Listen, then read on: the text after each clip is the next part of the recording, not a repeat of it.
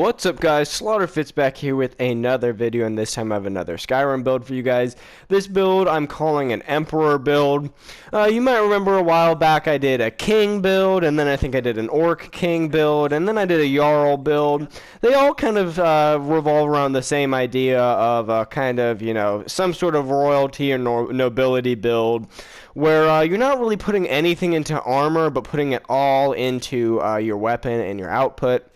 So yeah, the first couple guys that I made like this didn't wear any armor, they wore clothing. This guy actually does have armor on, but it's just for the aesthetic purposes. I'm still putting basically all the, you know, energy and perks of this build into the weapon. So yeah, let's go ahead and jump into it. Alright guys, for the weapon I picked the Golden Greatsword. I picked the Golden Greatsword because while it's technically in the lore like a Sheogorath artifact and belongs to the Golden Saints of his realm of the Shivering Isles, I thought in, you know, just a more practical use of a golden sword, it kind of fits with the whole kind of kingly emperor vibe. Also the sword especially, a lot of the other weapons, appear to be like made entirely out of gold, opposed to the greatsword at least has a gold hilt and gold designs in the middle, but the blade itself seems to be more realistic metal, which I just kind of like that. You know, the whole gold thing is really cool, but it just doesn't really make any sense. I'm no metalsmith, but I've heard my entire life that that gold is a super soft metal, and I think there's a reason people don't make weapons out of it. So I've always just thought it was kind of cool yet goofy games that have gold weapons. It's the same with, I think I remember when I was a kid, there was a Need for Speed where you could upgrade your engine to be a gold engine, and I was always like, they would just never make that. That does not sound like something that would work. So yeah, so I kind of like that this one has that more practical function to it, but it looks really cool and kind of elegant or whatever, decadent.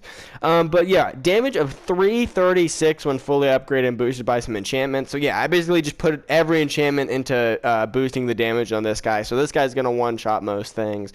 Absorbing 22 points of health with this fella as well, so I'm gaining some health back as I'm fighting people. And I gave it the Chaos enchantment, so 50% chance of each element of Fire, Frost, and Shock to do 28 points of damage. So at most, I don't really want to do the math right now, but you guys can if you're curious. At very most, it would do 336 points of damage right off the bat, then absorb 22 points, give me 22 back, then shock them for 28 points, shock them for another, I mean not shock, freeze them for another 28 points, and then light them on fire for a third 28 points. So it's whatever 22 plus 28 times 3 plus, you know, 336 is. That sounds like that would be, you know, like 450 or something, maybe even 500. Alright, and so for armor, I should probably go ahead and say that the armor rating is not that good. You can see that I have an armor rating of 92. That's because I'm not wearing a full set and I'm mismatching heavy and light armor. The other builds that were similar to this one didn't have any armor. So, you know, the idea is that you're like a king, this one's an emperor. You're not going to be wearing hella armor. You're going to be trying to look icy. So, you know, that's why I put everything into the weapon. Also, I guess I should say with the weapon, you need a gold ingot, but you need Daedric smithing, because this is technically a Daedric artifact. Anyways, going back to the apparel, armor rating of 58 for this, so trash, but enchanted mine, so health regenerates 35% faster, stealth regenerates the same. Gold diamond necklace, same health regen enchantment, two-hand attacks do 45% more damage. For my ring, two-hand attacks do 45% more damage, health regenerates 35% faster. Gold and ruby circlet. You could also do maybe really any crown type thing in the game, even if you wanted to do the jagged crown and do something about, like, you know, he took over Skyrim or something. Any sort of crown would kind of work with this. And I just did alteration and restoration cost 28% less to cast. That's the two type of magic I'm using. And then Imperial Light Boots, armor rating of 17 for both of these, which is awful, but, you know, whatever. Stamina regenerates 35% faster, two-hand attacks do 45% more damage.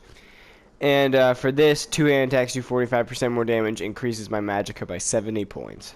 So for heavy armor, you're just going to want to max out Juggernaut. It's just going to affect the chest plate thing, but, you know, that'll help a little bit. And then for two-handed, Barbarian 5, so you do twice as much damage. Deep Wounds 3, so you have a 20% chance of doing even more critical damage. Champion Stance, power attacks with 2-handed weapons cost 25% less stamina.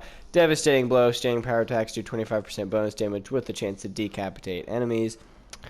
I can do a sprinting power attack that does double critical damage. Sweep, if you do a sideways attack, you hit all targets in front of you, not just the closest one. And finally, War Master, backwards power attacks have a 25% chance to paralyze the target. And then for the magic, I put a decent amount into restoration, get novice and apprentice, so you can do fast healing, dual casting, recovery 2, so your magic regenerates 50% faster, and avoid death, so once a day heals 250 points automatically if you fall below 10% health. Regeneration, so it also, that's respite, that also restores stamina, and then regeneration makes it 50% more powerful. And then for alteration, get novice all the way through expert, so you can do ebony flesh. Atronach, you absorb 30% of spells that hit you. Stability 3, so you have a greater duration on your spells, or alteration that is. Magic resistance 3 blocks 30% of spells effects. Alright guys, so I'm here in Riften to test the build out against some guards. Okay, so guards have a fair amount of health. Seems like it's like a 2-strike on them. I guess that's depending if they have a shield. It seems like it's not a 2-strike if they have a shield. Boom, this is fucking them up though. I've been playing Kingdom Come Deliverance lately. I was trying to use those controls to fight these guys.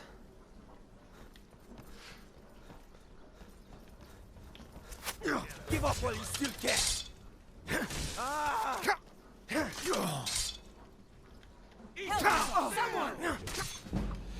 Oh, so you can see that restoration thing where it heals me automatically just came in clutch there. So a big dude with a big sword can still take me out relatively easily. I gotta be careful. I can't take multiple big strikes like that.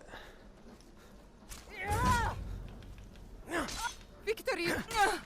But I do heal quite a bit when finishing someone off. But even these arrows are kind of hurting, to be honest. Oh, I know what the deal is. I forgot to do ebony flesh.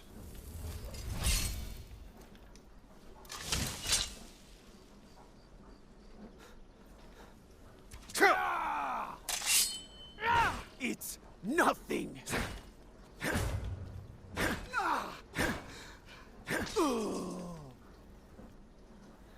Alright, that was a pretty quick slaughter of all the Riften guards. Let's go to the cheat room.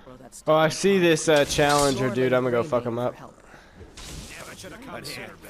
Oh, 2-strike on him. He usually is pretty good, so that was super easy. Guys, I'm fighting 2 Dremor Lords. Damn! Dude hurt.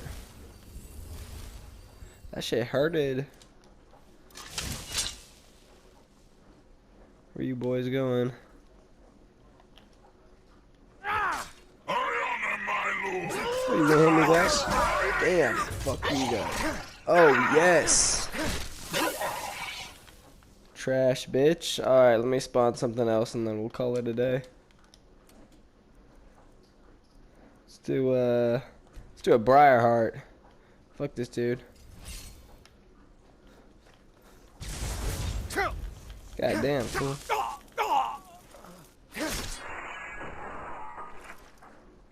Got him while I was already down. Alright, well, now I'm going to call it there. Let me know what you think of this build down below in the comments, and I'll see you guys in the next one. Alright, peace.